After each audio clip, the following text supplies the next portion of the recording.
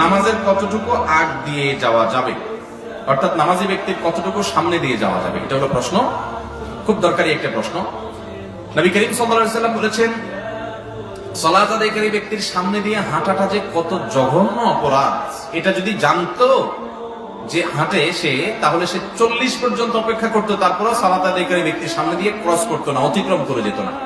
এই জন্য সালাত আদায়কারী ব্যক্তির সামনে দিয়ে হাঁটতে হলে হয় তার সামনে একটা সূত্রা লাঠি বা পিলার কিছু দিয়ে না হাঁটবে, তার বাইরে দিয়ে, এরিয়ার বাইরে দিয়ে হাঁটা যাবে। অথবা সালাত আদায়কারী ব্যক্তি তিনি যদি সালাত আদায় করেন, তার সামনে দিয়ে যদি আপনার হাঁটতে হয়, তাহলে তার দৃষ্টির এরিয়ার বাইরে দিয়ে আপনি হাঁটতে পারবেন। তিনি সূত্রা টুত্রা কিছু নিয়ে দাঁড়ান নাই, ভুল করেছেন। উচিত তার কোনো কিছুর সামনে গিয়ে সালাত আদায় করা, সূত্রা দিয়ে দাঁড়ানো। হঠাৎ তিনি মসজিদের এমন জায়গায় দাঁড়ায় গেছেন যে সূত্রা নাই, অথবা তিনি 1-2 রাকাত পরে এসে দাঁড়াইছেন, এখন সালাম ফিরাইছে ইমাম, তিনি তারগুলো আদায় করতেছেন, সূত্রা নেওয়ার তো সুযোগ হয় নাই।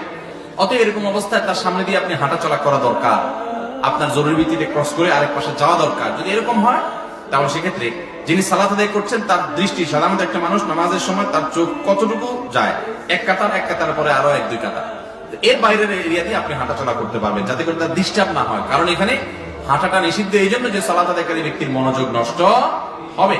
এবং এই জিনিসটা এরকম জঘন্য, নবী সাল্লাল্লাহু আলাইহি ওয়াসাল্লাম এও বলেছেন, সালাত আদায়কারী ব্যক্তির সামনে দিকে হাঁটাচলা করে, সেই জন্য তার সাথে যুদ্ধ করে, অর্থাৎ